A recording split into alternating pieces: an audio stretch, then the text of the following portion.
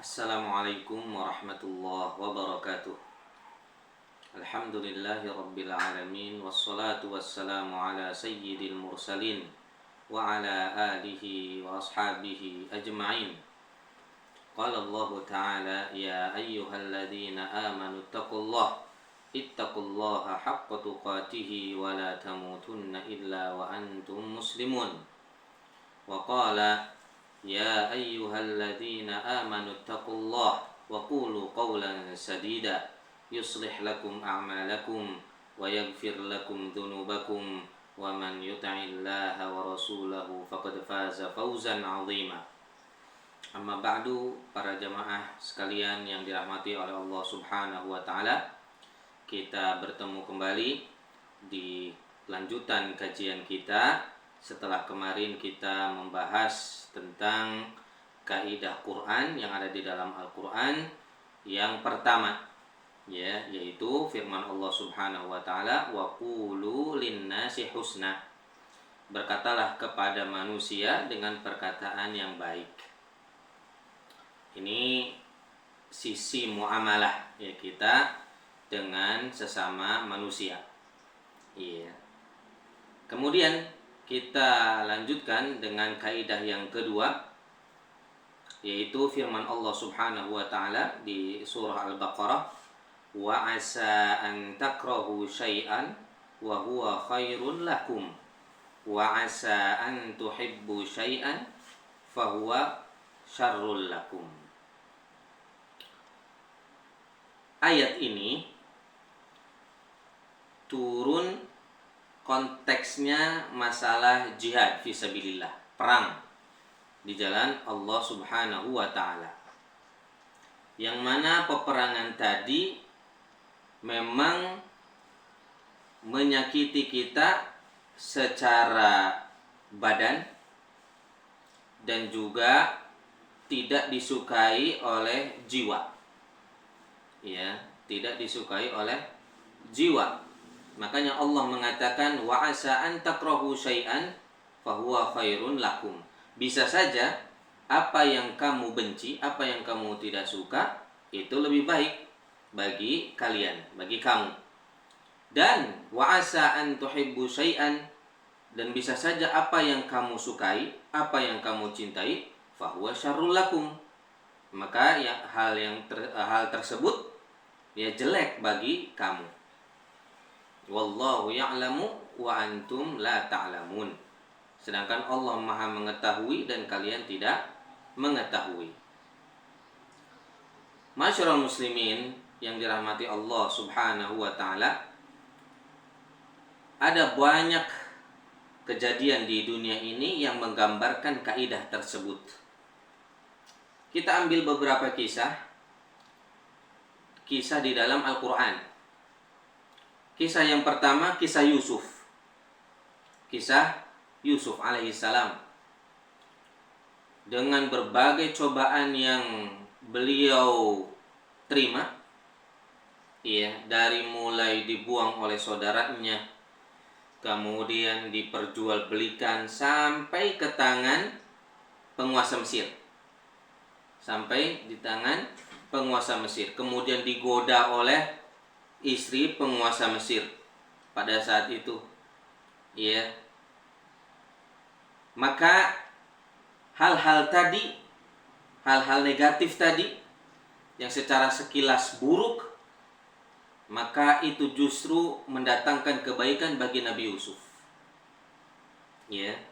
Mendatangkan kebaikan bagi Nabi Yusuf. Karena wal aqibatu lil muttaqin. Akibat yang baik adalah untuk orang-orang yang bertakwa kepada Allah Subhanahu wa taala. Kemudian kisah yang kedua adalah kisah ibunya Nabi Musa. Ketika Musa masih kecil, kemudian harus dibuang ke Sungai Nil.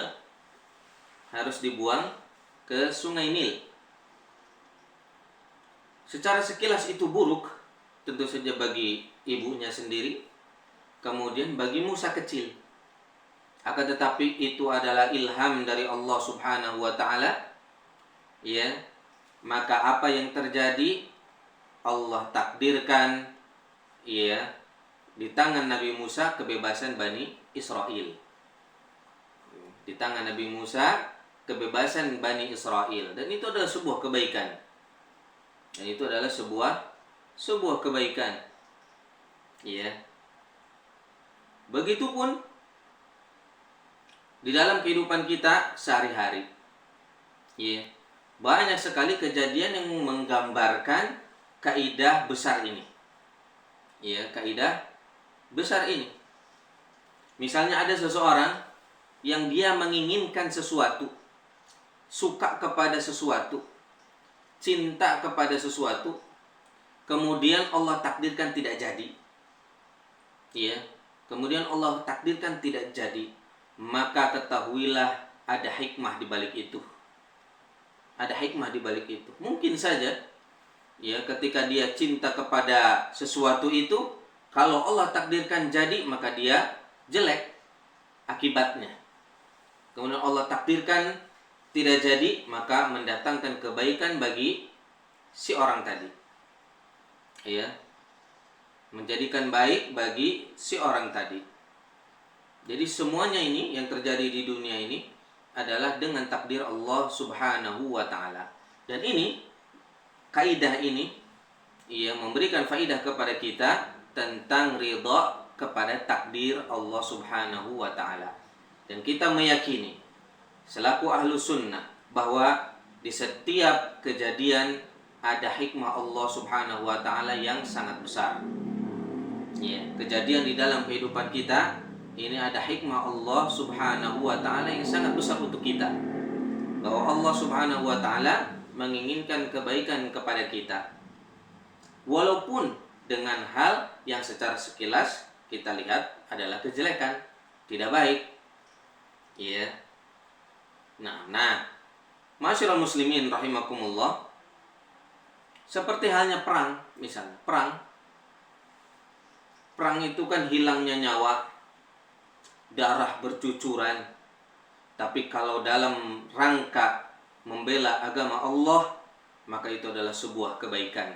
Makanya Allah tegaskan setelah menyebutkan ayat perang, maka Allah menyebutkan wa asa an takrahu syai'an wa huwa khairul lakum.